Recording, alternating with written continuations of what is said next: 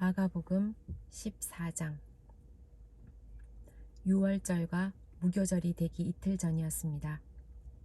대제사장들과 율법학자들이 흉계를 꾸며 예수님을 아무도 모르게 잡아서 죽이려고 하였습니다.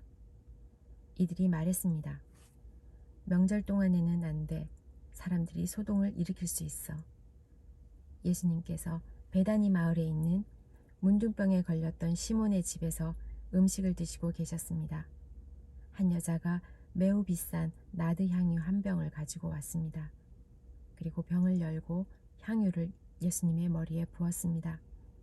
그러자 몇몇 사람이 화를 내면서 서로 말했습니다.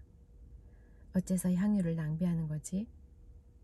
이 향유는 300데나리온에 팔 수 있고 그 돈으로 가난한 사람들을 도울 수도 있을 텐데. 그리고 여자를 호되게 나무랐습니다. 예수님께서 말씀하셨습니다. 가만두어라. 어째서 여자를 괴롭히느냐? 그는 나에게 좋은 일을 하였다. 가난한 사람들은 항상 너희와 함께 있으므로 원하면 언제든지 좋은 일을 할 수 있다. 그러나 나는 항상 너희와 함께 있는 것이 아니다. 여자는 자기가 할 수 있는 일을 했다. 죽기 전에 내 장례를 위해 내 몸에 향유를 부어준 것이다. 내가 너희에게 진정으로 말한다. 복음이 온 세상에 전해질 때 이 여인이 한 일도 알려져서 사람들이 기억하게 될 것이다. 12제자 가운데 한 사람인 가룟 유다가 예수님을 넘기려고 대제사장들에게 갔습니다. 대제사장들은 이 말을 듣고 기뻐했습니다. 그리고 유다에게 돈을 주기로 약속했습니다. 그래서 유다는 예수님을 넘겨줄 좋은 기회를 엿보기 시작했습니다. 무교절의 첫 번째 날, 즉 유월절 양을 잡는 날에 제자들이 예수님께 여쭈었습니다. 유월절 음식을 어디에 가서 준비할까요? 예수님께서 제자들 가운데서 2명을 보내시며 말씀하셨습니다. 성으로 들어가거라. 물병을 든 사람을 만나면 그를 따라가거라. 그가 들어가는 집의 주인에게 선생님께서 제자들과 함께 유월절 음식을 먹을 수 있는 방이 어디냐고 물으십니다. 라고 하여라. 그러면 집주인이 너희에게 준비된 커다란 다락방을 보여줄 것이다. 그곳에서 음식을 준비하여라. 제자들이 떠나서 성으로 들어갔습니다. 예수님께서 말씀하신 그대로였습니다. 그래서 유월절을 준비했습니다. 저녁이 되자 예수님께서 12제자들과 함께 그 집으로 가셨습니다. 식사를 하는 동안 예수님께서 말씀하셨습니다. 내가 너희에게 진정으로 말한다. 나와 함께 음식을 먹고 있는 너희 가운데 한 사람이 나를 배반할 것이다. 제자들이 근심하면서 한 사람씩 예수님께 말했습니다. 설마 제가 그 사람입니까? 예수님께서 대답하셨습니다. 12제자 가운데 한 사람이며 나와 함께 그릇에 손을 넣는 사람이다. 인자는 성경에 기록된 대로 죽지만 인자를 넘겨주는 사람에게는 화가 있다. 그 사람은 차라리 태어나지 않았더라면 자신에게 더 좋았을 것이다. 식사를 하는 동안 예수님께서는 빵을 들고 감사 기도를 드리셨습니다. 그리고 떼어서 제자들에게 주시며 말씀하셨습니다. 받아라, 이것은 나의 몸이다. 또 잔을 들고 감사 기도를 드리셨습니다. 그리고 제자들에게 잔을 주어 제자들이 마셨습니다. 예수님께서 말씀하셨습니다. 이것은 많은 사람들을 위해 쏟는 나의 피, 곧 언약의 피다. 내가 진정으로 너희에게 말한다. 내가 하나님 나라에서 새 것으로 마실 그날이 올 때까지는 결코 다시 포도나무에서 난 것을 마시지 않을 것이다. 예수님과 제자들은 찬송을 부른 뒤 올리브산으로 올라갔습니다. 예수님께서 제자들에게 말씀하셨습니다. 너희는 모두 나를 버릴 것이다. 성경에 이렇게 쓰여 있다. 내가 목자를 치리니 양들은 흩어질 것이다. 그러나 내가 살아난 후 너희보다 먼저 갈릴리로 갈 것이다. 베드로가 말했습니다. 모두가 버릴지라도 저는 그렇게 하지 않을 것입니다. 예수님께서 대답하셨습니다. 내가 너에게 진정으로 말한다. 오늘 밤 닭이 2번 울기 전에 너가 나를 모른다고 3번 말할 것이다. 베드로는 강조하여 말했습니다. 주님과 함께 죽을지언정 결코 모른다고 하지 않을 것입니다. 모든 제자들도 같은 말을 했습니다. 예수님과 제자들이 겟셋마네라고 하는 곳으로 갔습니다. 예수님께서 제자들에게 말씀하셨습니다.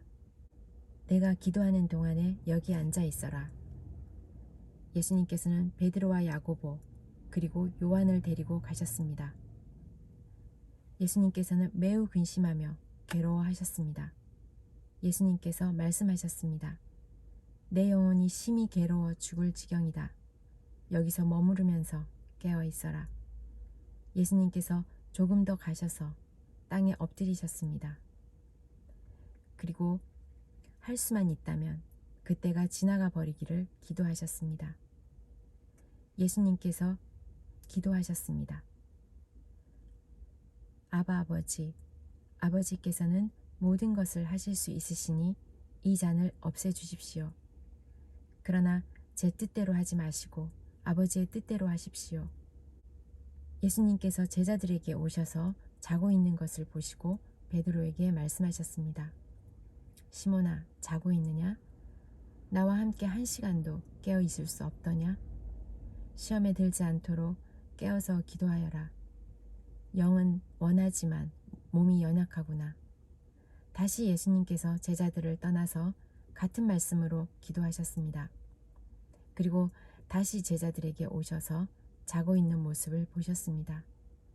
그것은 제자들이 너무 졸렸기 때문입니다. 제자들은 예수님께 무슨 말을 해야 할지 몰랐습니다. 3번째 예수님께서 오셔서 말씀하셨습니다. 아직도 자고 있느냐? 아직도 쉬고 있느냐? 그만하면 됐다. 이제 시간이 되었다. 보아라, 인자가 죄인들의 손에 넘겨진다. 일어나자, 가자. 보아라, 나를 넘겨줄 사람이 가까이 와 있다. 예수님께서 아직 말씀하시고 계실 때 12제자 가운데 한 사람인 유다가 다가왔습니다. 대제사장들과 율법학자들과 장로들이 보낸 많은 무리들이 칼과 몽둥이를 들고 유다와 함께 왔습니다. 예수님을 넘겨주는 자가 사람들과 신호를 정했습니다. 내가 입맞추는 사람이 바로 그 사람이니 체포하여 데리고 가시오. 유다가 예수님께 와서 선생님이라고 말하면서 입을 맞추었습니다. 그러자 그들이 예수님에게 손을 대어 체포했습니다. 그러나 곁에 있던 사람 가운데 한 명이 칼을 뽑아 대제사장의 종의 귀를 내리쳤습니다. 예수님께서 말씀하셨습니다. 마치 강도를 잡는 것처럼 나를 잡으려고 칼과 몽둥이를 가지고 왔느냐? 내가 매일 성전에서 너희들과 함께 있으면서 가르칠 때에는 너희가 나를 잡지 않았다. 그러나 일어난 이 모든 것은 성경을 이루려고 일어난 것이다. 예수님의 제자들이 모두 예수님을 떠나 도망갔습니다. 어떤 젊은 사람이 맨몸에 호디부를 걸친 채 예수님을 따라가고 있었습니다. 사람들이 그를 잡았습니다. 그러자 호디부를 벗어버린 채 발가벗고 도망쳤습니다. 사람들은 예수님을 대제사장에게로 데리고 갔습니다. 그러자 대제사장들과 장로들 그리고 율법학자들이 모두 모여들었습니다.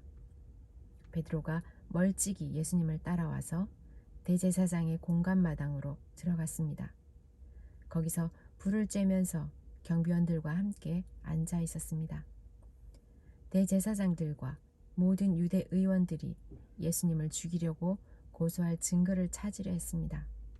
그러나 아무런 증거도 찾을 수 없었습니다. 많은 사람들이 예수님에 대해 거짓 증거를 대었습니다. 그러나 그들의 말은 서로 맞지가 않았습니다. 어떤 사람들이 일어나서 예수님에 대해 거짓 증언을 하였습니다. 우리는 이 사람이 내가 손으로 지은 성전을 헐고 3일 만에 손으로 짓지 않은 다른 성전을 세우겠다고 하는 것을 들었습니다. 그러나 그들의 증언은 서로 맞지 않았습니다. 대제사장이 일어나 그들 앞에 서서 예수님을 신문했습니다. 아무 대답도 하지 않을 것이요. 이 사람들이 당신에게 불리한 증거를 대고 있지 않소. 그러나 예수님께서는 묵묵히 아무런 말씀도 하지 않으셨습니다. 다시 대제사장이 예수님께 질문을 던졌습니다. 당신이 찬양받으실 분의 아들 그리스도요? 예수님께서 대답하셨습니다. 그렇다. 인자가 전능하신 분의 오른쪽에 앉아 있는 것과 하늘에서 구름을 타고 오는 것을 볼 것이다. 대제사장이 자기 옷을 찢으며 말했습니다. 무슨 증인이 더 필요하겠는가? 너희는 하나님을 모독하는 소리를 들었다. 너희는 어떻게 생각하느냐? 그러자 모두가 예수님을 사형시켜야 한다고 했습니다. 어떤 사람들은 예수님께 침을 뱉기 시작했습니다.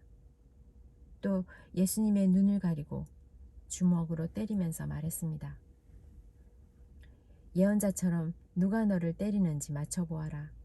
경비원들도 예수님을 끌고 가서 때렸습니다. 베드로가 공관의 아래쪽에 있을 때 어떤 대제사장의 여자종이 왔습니다. 베드로가 불을 쬐고 있는 것을 보고 노려보며 말했습니다. 당신도 나사렛 예수와 함께 있었지요. 베드로는 부인하며 말했습니다. 너가 무엇을 두고 말하는지 모르겠다. 그리고 베드로는 입구 쪽으로 옮겨갔습니다. 그때 닭이 울었습니다. 또 여자종이 베드로를 보고 다시 한번 거기 있던 사람들에게 말했습니다. 이 사람도 예수와 한패예요. 베드로가 부인했습니다. 잠시 후에 거기 있던 사람들이 베드로에게 말했습니다. 확실히 당신은 예수와 한패요. 당신은 갈릴리 사람이니까.